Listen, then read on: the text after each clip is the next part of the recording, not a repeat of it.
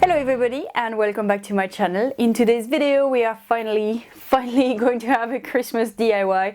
This is going to be the only one on this channel, but with all my computer problems and everything I couldn't do anything, so this year this is what we are going to make: a fabric Christmas tree.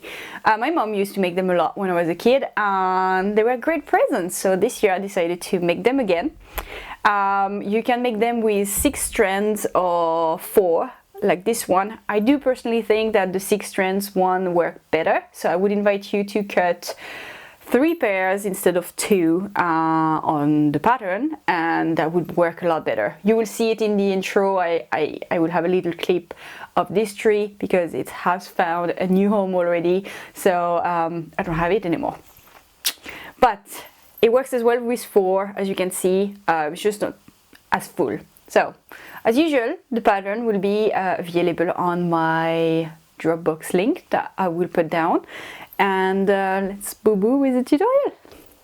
Okay, so you will need to cut 2 to 3 pairs of fabric pieces for your tree. That will depend on how full you want it to be. Then for each pair, you're going to put them right sides together and sew all around, but make sure you leave a gap on the bottom so we can turn it out and we can stuff it. Here's a little trick to have nice corners and points. All you need to do is mark off where you should be turning with your machine when sewing it all together. It makes it a lot easier and take a lot of the guesswork away. And you can easily do that with your measuring tape. I have put a 1 centimeter seam allowance all around the pattern. So once it's all sewn around your pattern, make sure that you have left a gap at the bottom so we can turn our work inside out.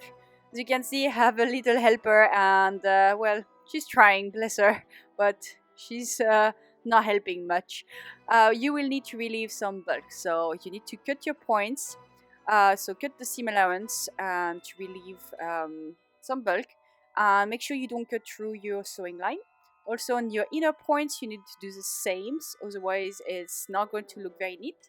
And wherever you have curves, you will need to clip your seam allowance. So all you need to do is cut little triangles every few centimeters or so, just so you have something that will stand up nice later on. Then you will repeat this process with all your pattern pieces. And if you're like me and you have a cat who loves to sit on your stuff, good luck.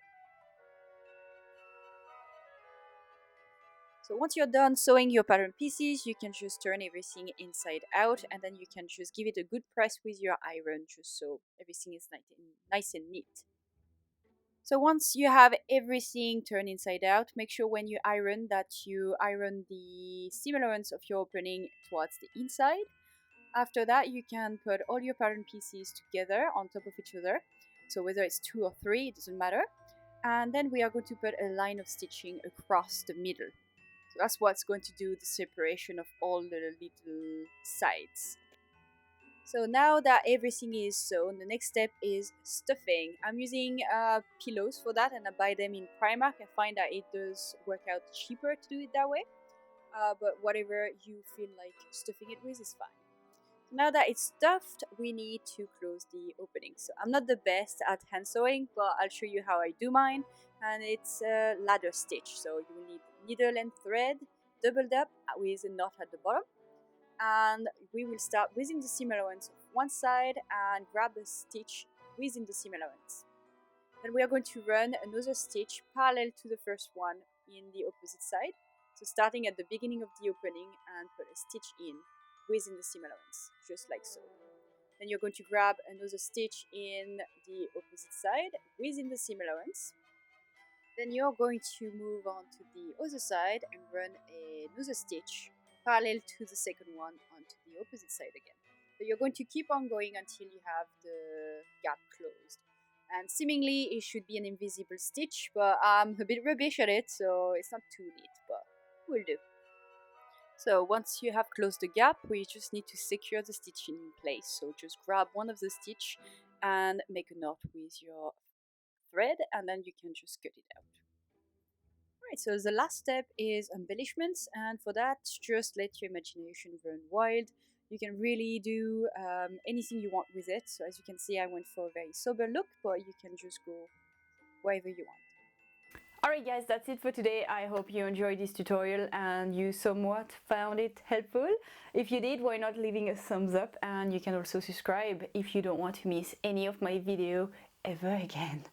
And I hope you're going to have a great Christmas, and if you don't celebrate Christmas, well, at least you will have a great time with your family and your loved ones, and I'll see you in the next video.